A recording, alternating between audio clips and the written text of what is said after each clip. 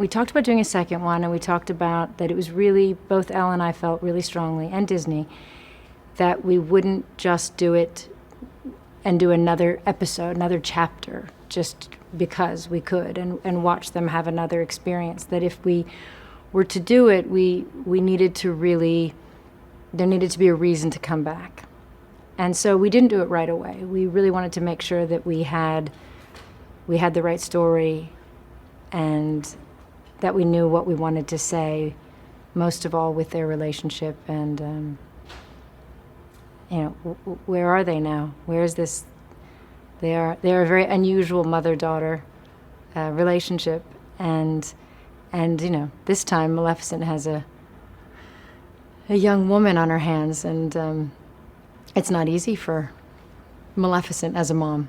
Little girls would come up to me and ask, "Oh, you're Aurora, you're Sleeping Beauty," and I'd never had that before. And so to finally be able to tell them that there's a second one coming out, and you get to see it again, and a new story and a new chapter of their lives and of the Moors, and this fantastical kind of mystical world that was created. You get to see more of that, and the creatures, and everybody's coming back, and that just really drew me in. And I was so excited to also pick up, Aurora when she was older. She's a young woman now. She's not just a little girl. Well, I think he's been still doing whatever Maleficent wants him to do, and I think they've been bickering away at one another for the last 6 years in their forest hideaway, and Aurora has been courting Prince Philip in all that time. But I think they've just been, it's been relatively peaceful, but I think they've just been, they bicker with one another all the time. They're like an old married couple to some extent. I would say that Maleficent is the strongest, clearest silhouette character in the film, and needed to rise above, never blend in, always have her own shape, idea. So Maleficent is iconic. So you have to be able to continue that idea and raise the stakes a bit.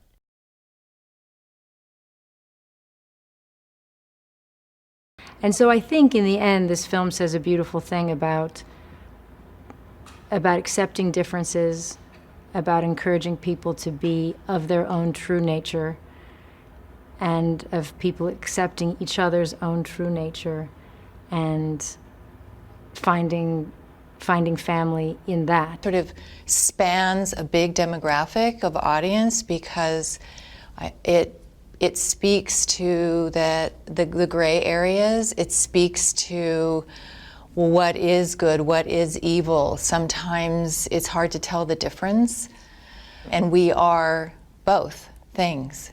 And I think that children aren't always sent that message, and I think it's a relief to know, I guess that part of me that isn't so innocent and maybe has evil thoughts every now and then is normal. True love exists when we accept people for who they are. We don't try to change people from who they are. True love is truly selfless acceptance, and I think that's at the root of Aurora and Maleficent.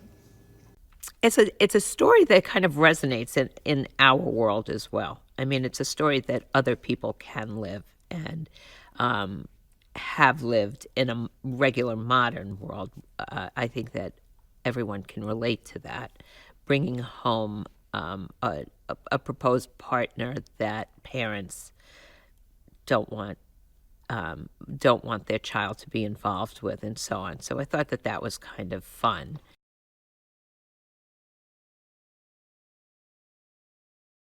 one of the things with fairy logic is fairies, anything in nature has a purpose. And so some water fairies, we know what they do, or certain, flowers that are with the, the moss or the tree bark or the sunrise or the snow or the whatever it may be. What is Maleficent?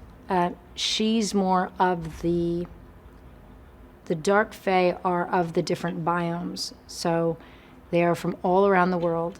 And part of the reason they're big is because they travel across the world, across the oceans. They move. They inhabit all lands, and they share.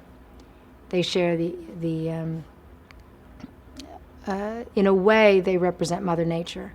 So they are both but in the biggie forms, in the earthquakes, in the snowstorm, and also in maybe some other big beautiful way, but as we all know, Mother Nature can be absolutely stunning and glorious, and feed and shade and protect, or it can absolutely destroy. And that's who the Dark Fae are. They're a part of that. Lickspittle is working feverishly to gain his freedom back, which of course he's never going to get.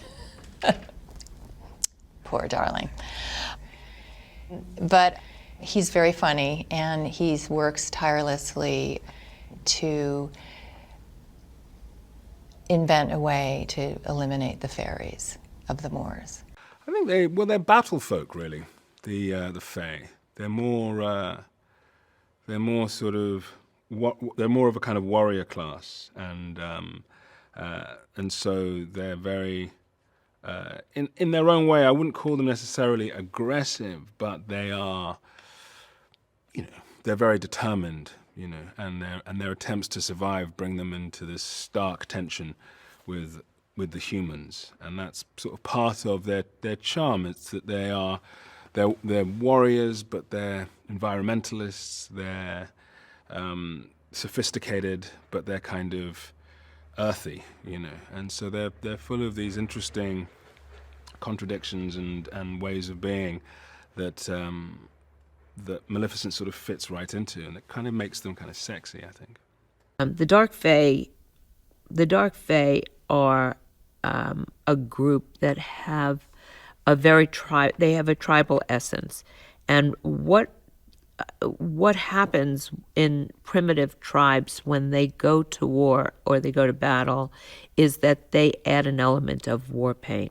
It's whether it is pigment, whether it is blood, whether it is a color, a different type of essence from the earth of some sort. It's very simple. It's very, very organic, and it makes a statement. And this is war. Originally, the Fae were from all around the world, but we've been forced and oppressed and, ostracized from the rest of the world so much that we are now in this hive, which is in a cliff face where we're basically hiding away from everyone. Essentially, it's a camp for people with no home. We are 4 different kind, forced to come together in the face of this oppression. We're the desert Fae, which Borra is one of them. The tundra, the jungle, and the forest Fae, of which Maleficent is one of. And we are all one people, and live, work, and love together. But we're fundamentally, we look very different. We have different powers, different wings, and such. Maleficent goes off and really finds who she is and where she came from, and the fact that in the first movie she was the only Dark Fae who looked like her and had horns and had these massive wings, and now we find that there is a whole world that we didn't know before of other Dark Fae, and so she's finding her place in the world and where she belongs. and her people. There's various different kinds of fae. There's the sort of they come from different sort of ecosystems and different areas. So there's the forest fae, jungle fae, tundra. I'm part of the forest fae, as is Maleficent, and they all sort of occupy these sort of different spaces, but they've been pushed out of all of their different corners and their different areas, and so now are kind of in this one collective, and having been at this sort of perpetual war with humans and humankind for so long, that they're now sort of in this one last enclave. Such a luxury for me to have these actors, and like for instance, Chiwetel Ejiofor playing Conall, who is actually a dark fae, a forest fae, just like Maleficent, and the leader of the dark fae tribe, and a strong believer in peace between humans and dark fae.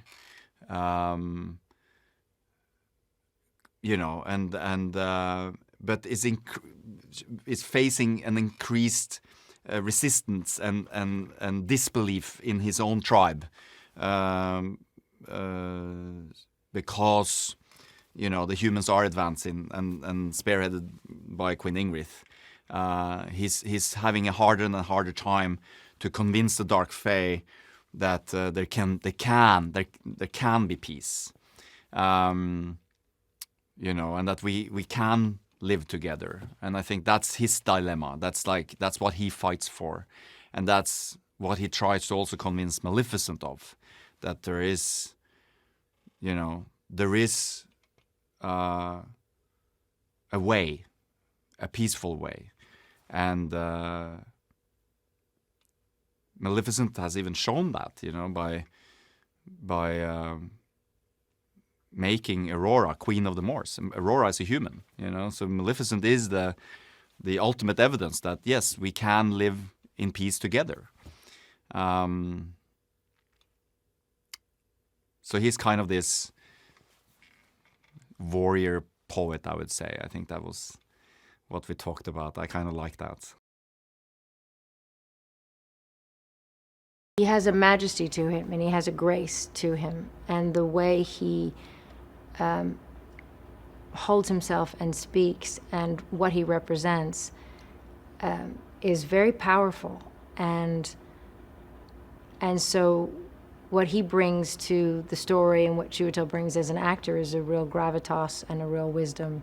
Well, Conall is a wise warrior, and has led the Fae numerous times into battles and to conflicts with the humans, but has now come to a point where he's looking at a kind of different tack, and he sees that this way of doing things is sort of finite and isn't going to have any useful solution in many ways, and so he is looking for an alternative.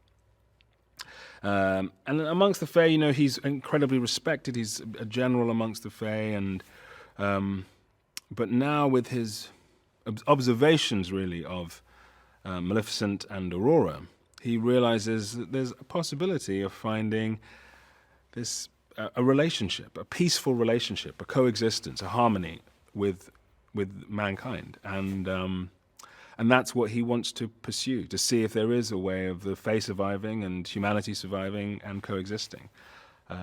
So, there are detractors from that, and there are people who are who push alongside with him. But for a lot of the story, I feel like he's it's a philosophy that he is carrying, and trying to convince people of, including Maleficent. We knew when we were being insane, or we knew when we were, and so it was fun to be able to be, in between most takes, we would laugh at each other, or laugh at how mean we'd just been to each other, or, So it was really fun. Yeah, really fun to be able to spar with another woman that way. Well, her new mother-in-law is Michelle Pfeiffer, and that she is Queen Ingrith, and yes, that's Prince Philip's mom, and she is this very regal kind of, decked out in jewels and pearls, and this proper queen who really has quite a great death stare, I would say. But there's something about which Aurora also feels kind of at home with her, and she makes her feel very welcomed, and there's something where she, of course, I'm marrying Philip, I want his mother to like me, I want to impress her, and I want to do good, and I hope that she, thinks that I'm right for her son, and it's those family things, that all those family dynamics that happen in real life, and yeah, she turns out to be the evil mother-in-law. Mother played by the wonderful Michelle Pfeiffer, Queen Ingrith. She is allergic to all forms of nature. She's very set in her ways. She's very strong and powerful in her own ways. I think she has a very clear idea of where she wants the future of Ulstead to be. I think she isn't interested in forming relationships with outside influences, the more folk creatures, Maleficent. She's not interested in that merging of two worlds. She sees that I am continually hoping to progress and bring forward like an inclusive way of living, and I think she is scared of that, and as a result our relationship and our story in the film is kind of centred around conflict together. And Queen Ingrith is she's a leader, and she's responsible for a lot of people, and she's damaged, and she's been betrayed by a lot of the men in her life and let down. The biggest one being her father. Well, I mean, as a character, she's as a villain in the Disney universe, I guess. She she has a duality in her, and that's, I think, what makes her interesting as a character. She is a mother to Prince Philip, and at the same time, she feels a very, very strong responsibility for the kingdom of Ulstead, and she really believes she has a real fear, probably due to a childhood trauma, that the Moors are consuming the human side, the Moors and the Moor folks and fairies and pixies and Dark Fae, and she's absolutely convinced that unless she takes them out, they will take her out and the kingdom and the humans. And having Michelle Pfeiffer playing Queen Ingrith, she was absolutely at the top of my list, and because it's tricky, I would say, or almost impossible to find someone that can hold their own against Maleficent and Angelina Jolie.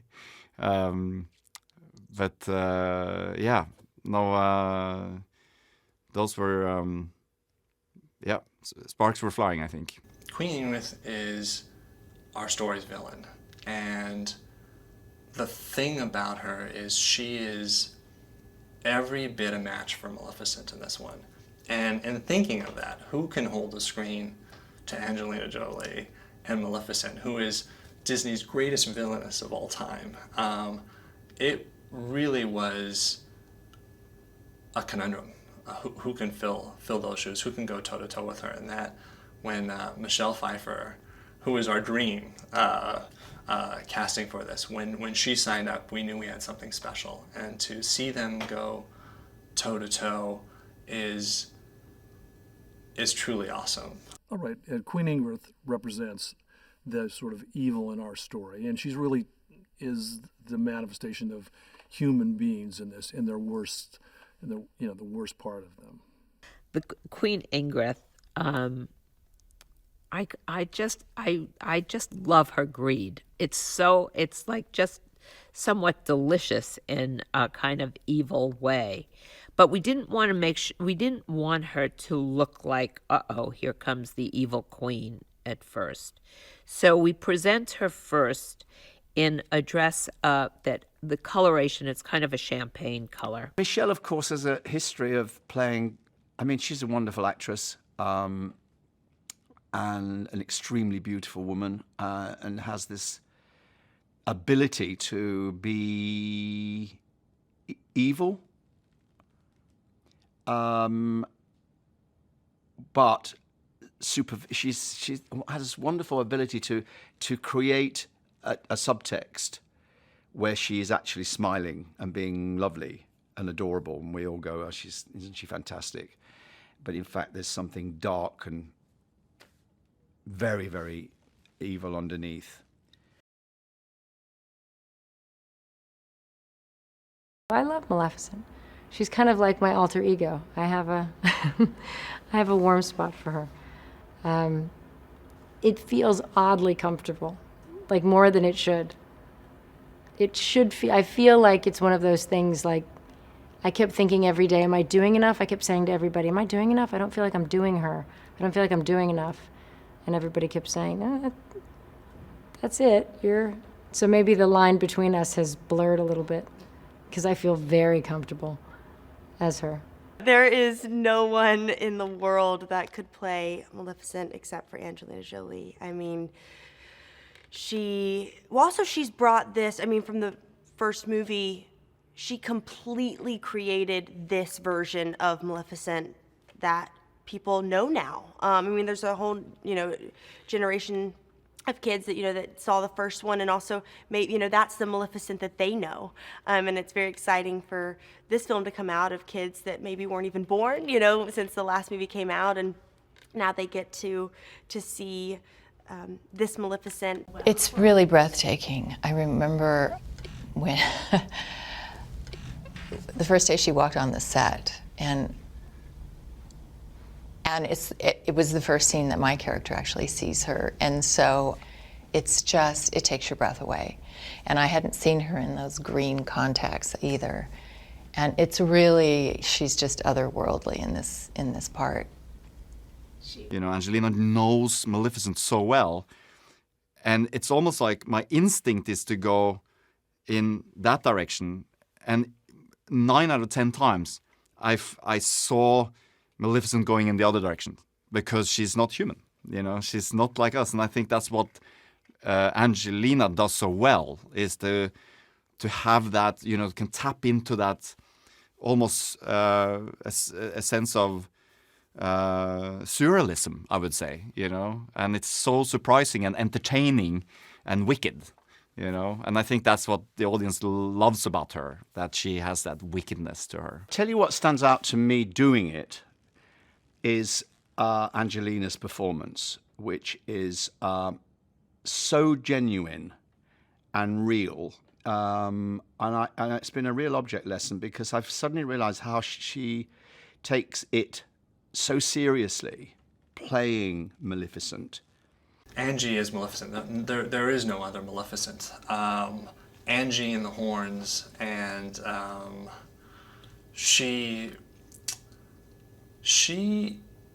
it's uncanny that Angie comes to set as Maleficent, and she moves like Maleficent, and she'll be, I won't say that because Maleficent wouldn't say that, she's right, all right, and she oftentimes, if you'll notice, there's a stillness to her portrayal of Maleficent, and there's power in that.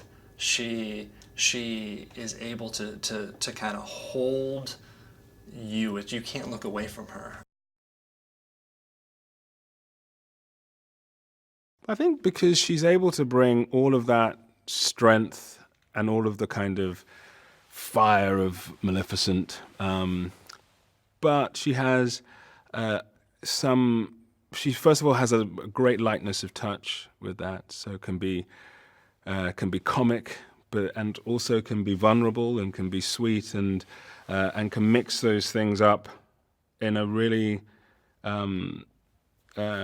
in actually quite a complex way, but in a very rewarding way to watch and be part of. And I feel like that's what she managed to do so successfully in the first film, and she's done it again in this film, that she makes this character very complicated but very approachable and very sort of easy to empathize with in all of these actually very layered and complex relationships with all these very different groups of people that Maleficent is kind of having to sort of dance around, whilst knowing that she has all of this very impressive and impactful power. Working with Angie is a very interesting experience because Angie is really, really smart. She is really intelligent. She is smart. She has an overall vision, and she has the ability to work through a story in a way that a lot of people don't, or that, in my experience of it. Her attention to detail, her attention to how a story unfolds, how the characters unfold, and what the overall themes are is very compelling.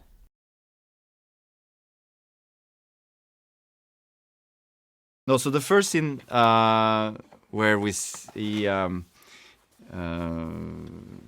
Queen Ingrith and Maleficent going at it, it's in the dinner scene, and this is basically Aurora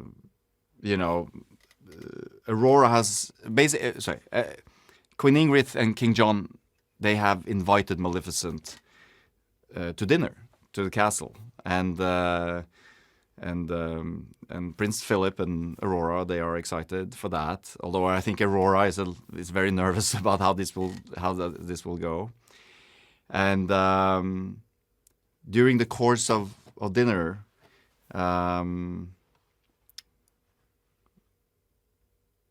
Maleficent realizes that she's not only there as Aurora's godmother. This whole thing is more like a game. She sees how Queen Ingrith is pushing her buttons and succeeds with it, actually.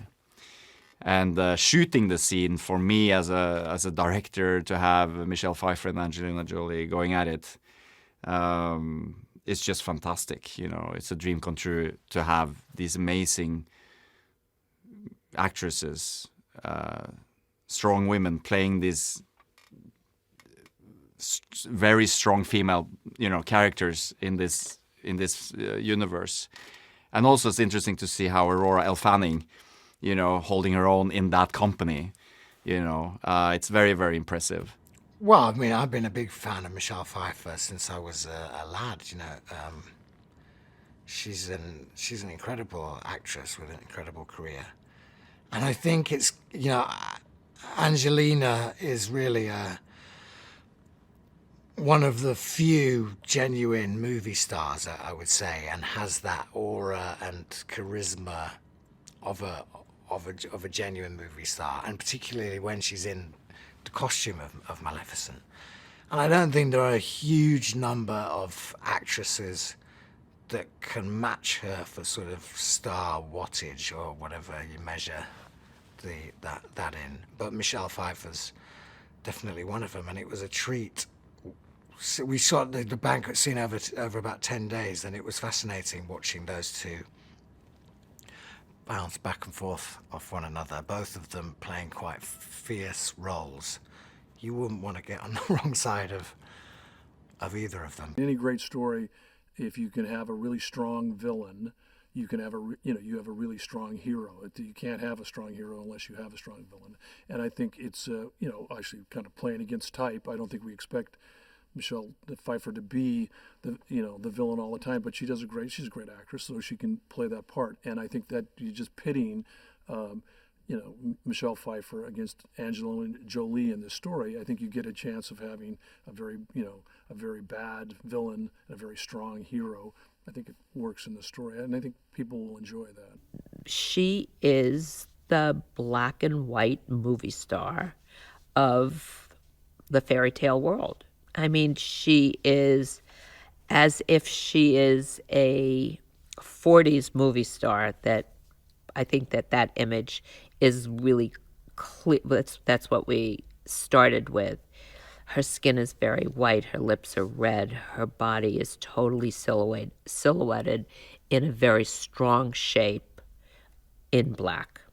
It is a battle royale. It is, Michelle Pfeiffer on one side, it is Angelina Jolie on the other side, and it is Elle Fanning in the middle of this.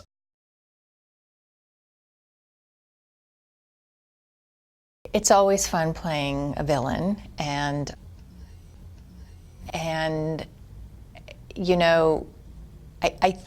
think the challenge is sort of finding the humanity in a character like Queen Ingrith,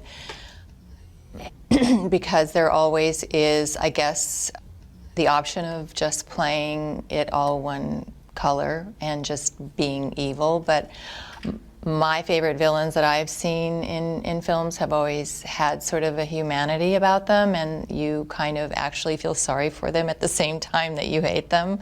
Ingrith is over-jeweled, overdone, gilded, if you will, and in platinum and in diamonds and pearls and the colors of the court. Well, what would be a great contrast? What would be a great contrast is Maleficent in a great silhouette in black, beautiful horns, beautiful headgear, the longest cape you could ever imagine in what we call a wet pony, which is silken velvet that goes on forever and ever. And just, she's grand when she comes in. The simpleness of that silhouette with bone detail, bird beaks made of bone in white. The starkness of black and white with little bits of gold and her red mouth make you sit up and take notice.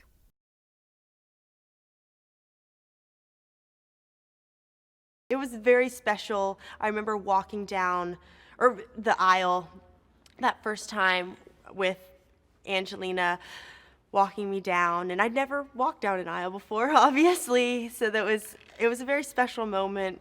And we had music playing, and the Dark Fae were there, and the townspeople were there, and more folk, and it was just tons of people. It really felt like a real, true wedding. And I remember that feeling of walking down in the dress for the first time, and Angelina was in her classic black and black velvet, and she was back in her true Maleficent form, and it was just, this is what it is all about. This is truly Maleficent, this is truly Aurora, and they're finally together, and that moment, I think it was very special for both Angelina and I. She has the ability to make what could be a rather banal kind of character interesting, and she just has,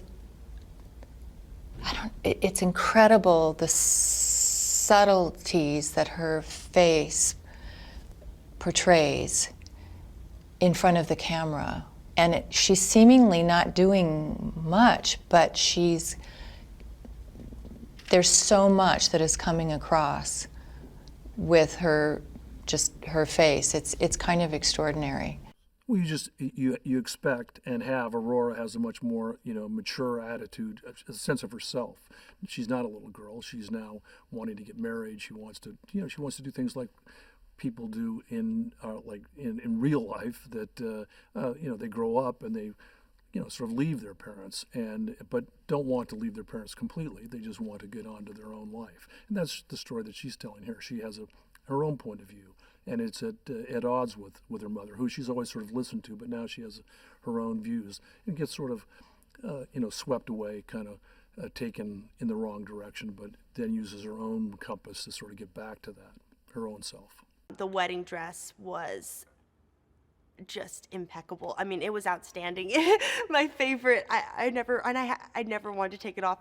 There were days how many days did we shoot? I think I shot maybe 3 days in that dress, and there, you know, you don't realize all the flowers. There were just tons of flowers that were on the train and also on my sleeves, and that kind of ran up the dress. And a lot of those were like laser cut feathers, so they were made out of feathers, like flowers and on top of each other. And I forget how much, but it was just tons of fabric. I mean, it was really long.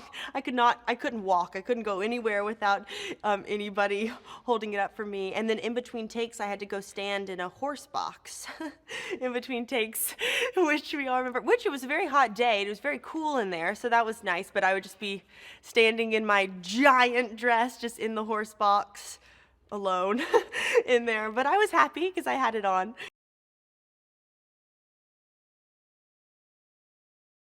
Well, I mean, they've been in conflict with humans for so long that they, you know, and the humans are responsible for their almost entire annihilation.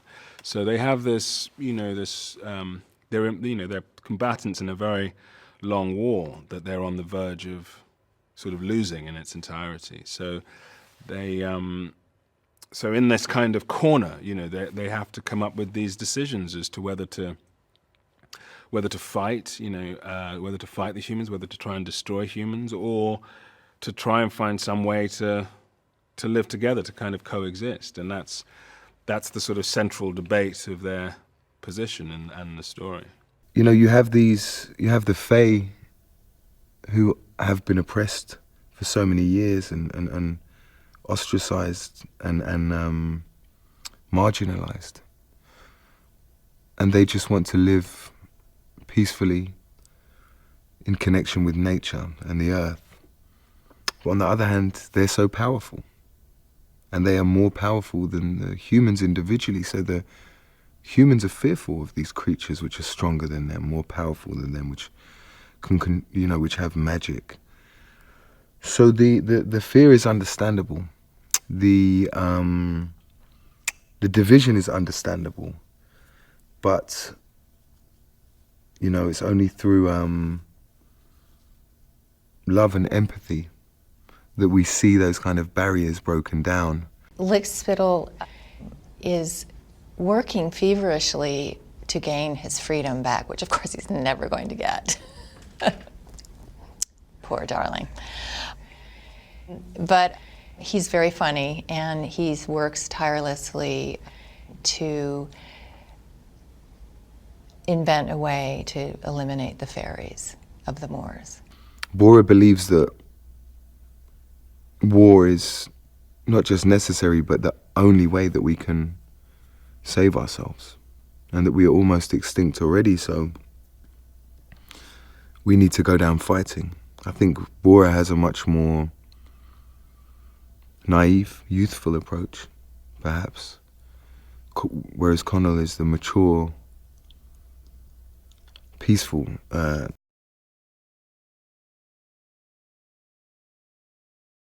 Because one is really a mother and a young girl, and here we have it as a young woman who's becoming, you know, of age and now finding herself and has to actually develop a new relationship with her mother.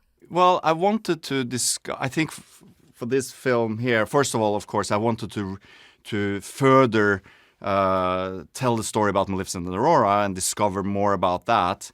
But then at the other end of the spectrum, I also wanted to follow Maleficent and discover more who she is. And I think in that sense, this is very much almost like an origin story for Maleficent.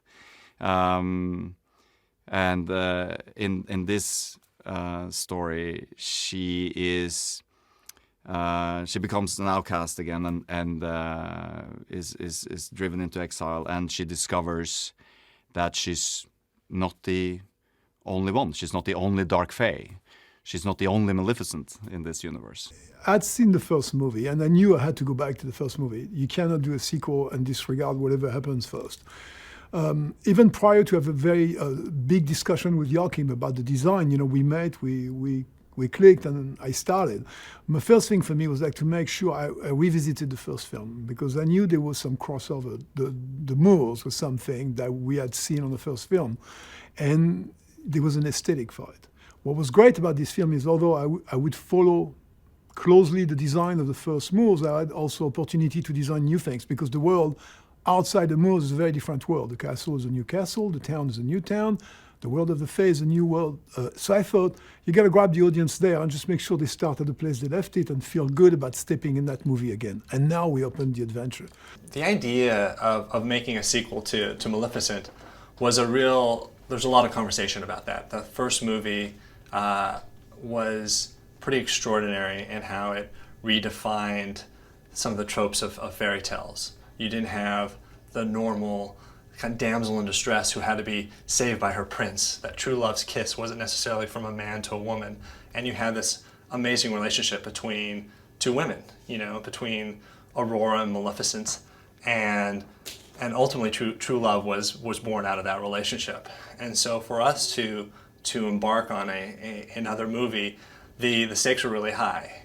And Disney wasn't going to move forward on it. Angie wasn't going to move forward. As producers, we weren't going to move forward until there was something that really justified that. Again, that's what's great for me. It's like to bring back people to where they were on the first film. And again, people who love the first one know we didn't neglect it. We didn't go take off to another world from the beginning. We bring them back to where they were.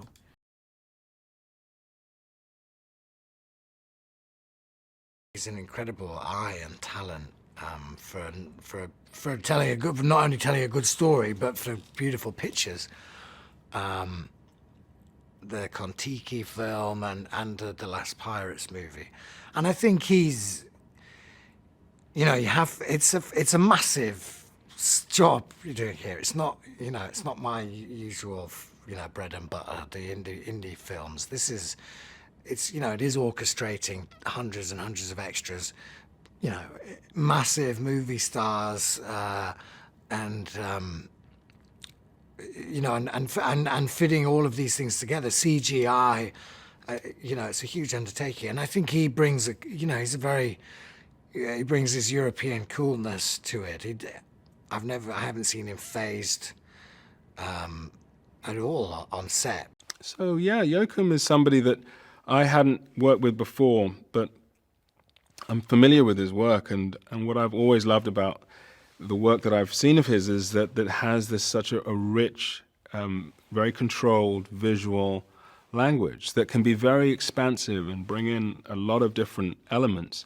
But it also holds these narrative relationships that carry through the stories. And this film is kind of has both of those, and it's a very important part of the way that the story is layered, is that you have these very rich worlds, very different, very expansive worlds and landscapes, and this very complex in its own way, this very complex narrative structure. But then you have these relationships that need to be kind of fueled all the way through that, and he's somebody who's able to, with a certain lightness, actually, with a lightness of touch, kind of carry you through these different worlds, different landscapes, different structures, and different relationships very easily, which I think is very strong for a story like this. He definitely wanted to make the picture more real. So he, in everything we've done, he's tries to make, add reality to it. And if you see the first movie, it has a definite sense of fantasy, and it's got a lot of visual effects. I think he just wanted to try to tie that in with more real. We shot in practical locations. We shot in real forests. We shot, on real rivers. It's the idea of making it as real as you can, because of course big elements of it are, going to be done as a fantasy and therefore by CG. So it's mixing that up. He wanted to make it bigger in scale, which he's done at every turn that he possibly can. Joachim wanted to do a film that was Maleficent 2.0. So Maleficent 2.0 can be taken in many different ways, but we are 6 years later, and so much of the world has changed, so much of the process of making films has evolved, and what audiences like to see. And he wanted to go big or go home. I think Joachim really wanted to bring a sense of adventure, a sense of scope and scale. You're traveling through worlds. I think what Joachim has done in the first movie, you really get to see kind of a microcosm of the world, and now you get to see the universe, and it's really, he explodes it open. So you're seeing other kingdoms. You're seeing where the Dark Fae come from. You know, these are the rock stars of the fairy world, and they live in a almost as though a volcano has exploded out of the ocean, has been frozen in time, and the different worlds are just massive. And the nice thing about Joachim, out of all of this spectacle, out of all the visual kind of just the visual spectacle that he brings to the picture, it all is rooted by character. So he builds the universe inside out, you know, and he's very quiet spoken, but it's really, he's always asking the questions of what does the character want? Why is the character doing this? And from character comes the set. From the set comes the world.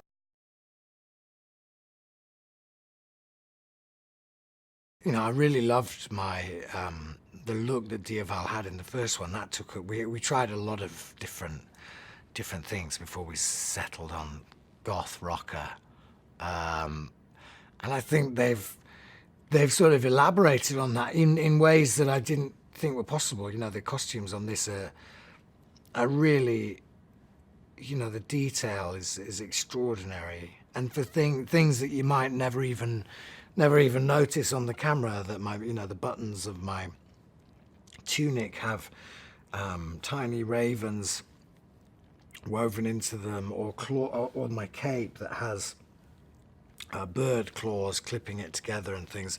There's so much love and care gone into the finest details. Well, we know what Dioval is, and that's he's just fun and very, very charming and fun, and always up for any kind of change. And we decided to up his ante a little bit more and make him a little bit more goth, a little bit more rock and roll.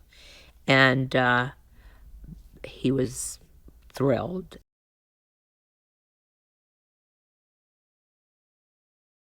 I play Prince Philip, and he's the Prince of Ulster.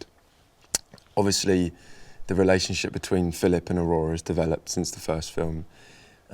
It's matured, it's moved on, we're almost adults. We're living in separate kingdoms. I am about to be the king of Ulster, enthroned to be the king. It's being ruled in a way that I don't fully understand. Aurora's living a very different life in the moors. And I think the progression of this film is basically our relationship moving on to the next stage, and then us forming together and figuring out a new way to rule the kingdoms kind of together rather than separately and divisive. King John is a man of peace, and he sees a great opportunity of his son marrying Aurora, thinking this could be it. This could be the moment we unite the two kingdoms. And but unfortunately, Ingrith, my wife, has other ideas. Very, very positive and strong ideas that this is not going to work, and she takes drastic action.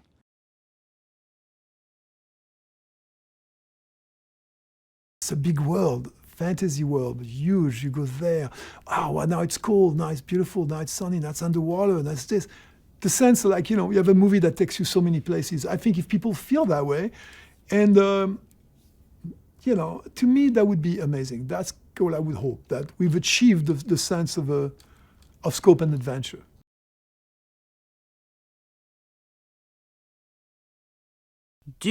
What does a fairy tale look like now, or a modern fairy tale look like now, in a time period that is somewhere in medieval times, even though it's bordering on the Renaissance?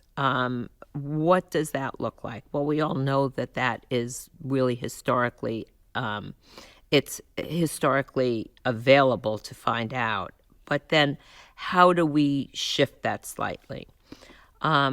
So what we wanted to do is put a very fresh spin on it, whether using French Impressionists as a palette and an idea of what colors and feel we wanted, or using the idea of what would fairy tale time look like, and what could we take medieval time and move it into a different period, more or less, but one that is similar in feel, in content, in fabrication, in coloration. How could we make it feel fresh? She's terrific. And I've worked with Ellen before, so it's a difficult job on this picture because the costumes range all the way from sort of our like medieval town people and our queen, Queen Ingrith, which is in this beautiful, I say, kind of Romanov-esque, wardrobe, to the Fae, which, you have to accommodate the fact that they have wings, they have horns, they're, basically living in a more natural way. So you think of them as like an indigenous, population. It's such a luxury as a filmmaker to be able to walk around in these worlds. And of course we have tons of blue screens and green screens and VFX shots and all of that. So that's why I do cherish the days where we do have the big sets, and we do, like, for instance, the dinner scene, which is in this grand hall in the castle, and it was all built. It's all in camera. We're shooting there for a week, and it's probably my favorite week, where we can actually live in the movie and be in the movie, he's such a big part of that, to create this universe and to make it feel big and rich and it's all up there, on the screen. In the Disney pantheon of movies, oftentimes talk about Maleficent as being just that much darker, just that much more adult, just that much cooler. And I think Patrick and Joachim really kind of took that from 10 and turned it up to 11. It's a big world. Fantasy world, huge. You go there. Oh, well, now it's cold, now it's beautiful, now it's sunny, now it's underwater, now it's this. The sense, like, you have a movie that takes you so many places. I think if people feel that way, and, to me, that would be amazing. That's what I would hope, that we've achieved the sense of scope and adventure. Oftentimes in kind of movie making, you'll make a patch of land, it'll be, about 20 feet by 20 feet. And then you'll create everything else with visual effects. And both Patrick and Joachim, our director, came together and said, we want to live in this world. We want to fly through this world. We want the camera to be able to get in and out. And so we had the moors. We built the moors. And there were more plants and flowers and 2 rivers on the set with waterfalls. And it was so stunning.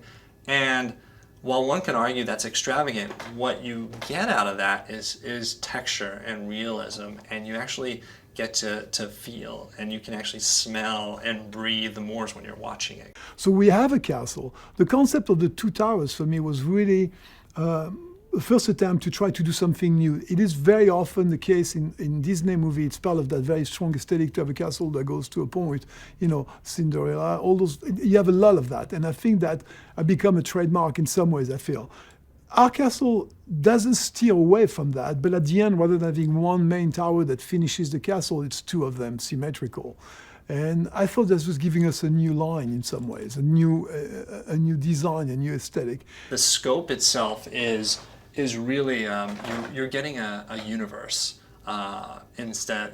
I think going from a land of the Moors and a human kingdom, which was very kind of insular in the first movie and fantastic, you're now really getting an entire universe around that and what that looks like. And the scope is as impressive, I think, as any movie Disney's frankly ever made. The Moors first is a world in itself. There's mountains, there's rivers, it's pretty, it's lovely, it's nature in its in its world that does what he wants. It's flowy, it's gorgeous, and it's organic. It has no restriction. There's no straight lines. It's all soft and curved. That's the world of the Moors, the way it was kind of created in the first film. And that's the world we inherited. It's the world I wanted to start playing. He's just been a terrific partner in every way. And like I said, very artistic. His ideas, I think, very quickly win the day. He gives ideas you're kind of wowed by. Wow, that was a great thought and a great design and great. He's been a wonderful asset to this picture. Something that I thought was really important at the beginning is to try to set the tone that when you look at things quickly, they look very friendly and happy. Those statues in the main hall are not scary or sad or anything, but when you look in the detail of them, you realize they're chained, they're never free. So there was two options for us. The queen doesn't like nature, anything connected to nature. Okay, so she should have nothing nature in her house, in her place. That's one way to look at it in the castle, but the other way to look at it is to say, oh no, she has all that, but she has that oppressed and distressed, and that's kind of the idea we played with. And I think the production value on this picture will be stunning. Our DP, Henry Brom, has done just a fabulous job. When you look at the sets to your natural eye without, before you actually see them framed up, they just are beautiful. He's done a great job of lighting and lighting design. The scale of the castle was actually really driven by Joachim. I started to paint the castle, I would say what would be a reasonable scale for the castle, and Joachim kept asking me, let's make it bigger, let's make it bigger, bigger. We kept going to a point where we actually went beyond the scale that he has now. And it became really crazy, and we said, well, listen, come on, let's come down a bit.